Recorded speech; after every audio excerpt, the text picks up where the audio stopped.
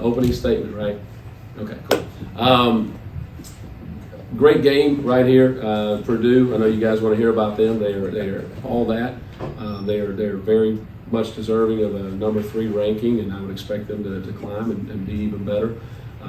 Phenomenal team, great balance. Obviously, Zach is a huge piece. Those young guards have gotten better. They have great balance. They shoot it. But I was really proud of our team here tonight.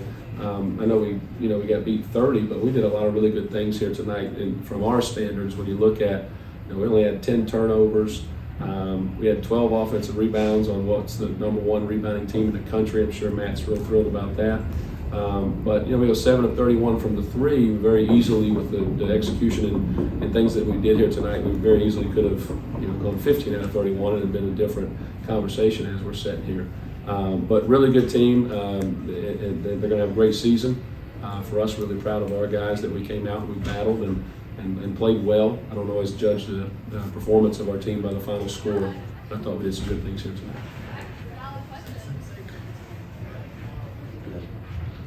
Coach, you've had something there for a while with Minix. What kind of matchup problem can he be for size like Purdue's? He's a real player. It's amazing. He played the last 4 years at NAI, so this is really only his second Division I game. It's our 3rd game, but it's only his second Division I game, and so he's such a matchup nightmare on every court that he steps on, and he was able to prove that here tonight against one of the biggest, most physical teams in the country. But he's 6'7", he's strong, he can handle it, he can shoot it, he can rebound, he can do so many things. And we had to play a little bit of small ball with him tonight, which we will play him a few minutes a game as the season goes on at the 5 because of his ability to still defend.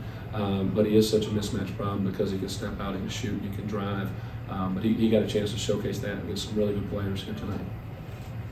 Coach, how tough is it when they've got a point guard who can handle the offensive side and then 55 picks up your ball handler coming up the court and kind of alleviates some of that pressure off of him, and those two, just the dynamic of them working together? It's really good. I mean, it's much of the same way that we want to play. Matt's got a great plan with those guys, that we call it juicing up the ball. And we play a lot of the same ways in terms of we run a lot of sets. And so if you can have guys who can get and juice the ball up for 60, 70 feet and be disruptive, it has a lot of benefit to set the tone for your defense. And so they absolutely were able to do that. Is he a new player, 55? Yeah. He's a great addition. He's a heck of a player. He can really, really guard that ball. And the point guard, what's his name here? Smith, baller. Kid's good, right? Just a sophomore. Really good player, really good player. Elite in ball screens, makes great decisions. He can score it. He's got toughness. He's got good size. He's got a great balance across the board. Not many teams come in here and get more second chance points than Purdue. You guys outscore them 12-10 on the offensive glass. How did you guys pull that off? Well, it's a part of our identity. It's a big part of what we do. We say every drill that we do is a rebounding drill, and we're going to send 4 guys, and that leads into our defensive identity and our transition. So I thought we did a really good job of that. We didn't do as good a job on Monday night against a good Alabama team. So for us, I was pleased that we got better in a short amount of time, especially against an elite rebounding team. A lot of that too. We put up a lot of threes tonight. Probably put up more threes tonight than we would in a like level game. Rightfully so. You're not going to score a whole lot at the rim with this guy named Zach Edey down there. So long shots, they give us an opportunity. Our mindset, chase those down, long rebounds, and so that was a real positive for us here tonight against a tough defensive rebounding team in Purdue. Hey, Coach, back here. I was underneath taking shots or underneath the basket. You guys, your bigs are big, but not big compared to Zach.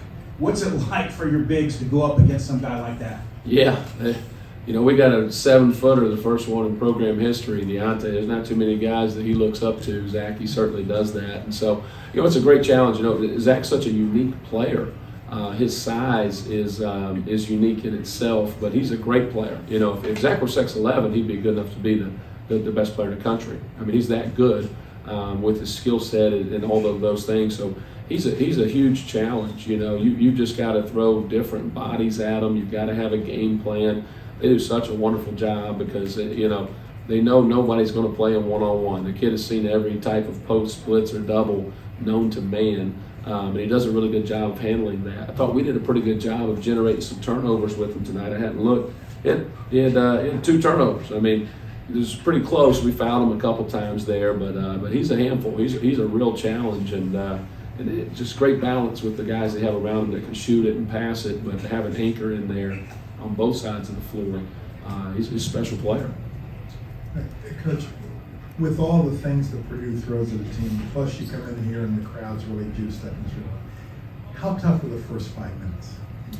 Yeah, the first 5 minutes of each half are really important in these games, that you get off to a great start. And even for us, I thought we did some nice things. We didn't score on our first 5 possessions.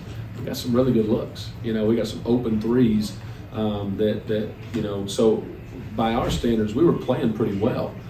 We just didn't make our shots.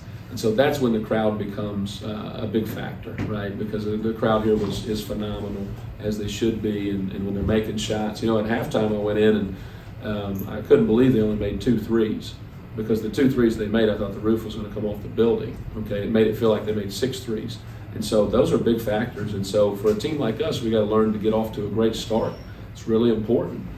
For a team like Purdue, it's important that they don't let us get off to a great start and get confidence and see that ball go in. And that we do fight an uphill battle, and it helps them get the result they had here tonight. So for us, we got to learn from that. We got to keep getting a little bit better, but it's really hard to simulate the length that they put on the court, and it's hard to simulate the atmosphere that they create here too. It's pretty special. You played Alabama. Purdue's going to play Alabama. I'm not going to ask you to compare. You want me to tell you who's going to win? Is that what you're saying? But just what are the challenges now that you've seen both teams, and how do